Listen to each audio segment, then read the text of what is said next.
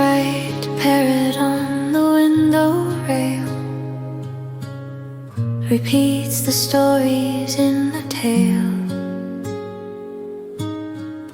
words he gathered from the room, rising softly through the gloom. Every phrase a borrowed sound, carried gently passed around, echoes drifting through the day, sharing what he heard them say. But in the mimic of his tune lives a truth beneath the moon. Voices travel shaped by light,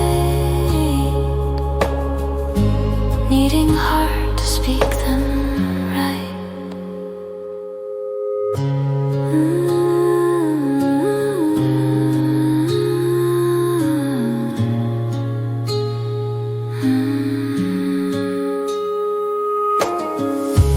Listen close to what we hear,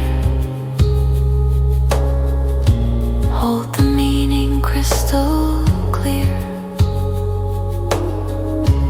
Not just echoes in the wind, but messages we choose to send.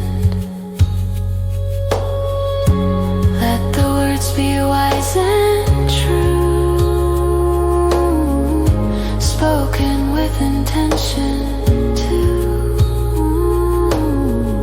So the parrot's colored flight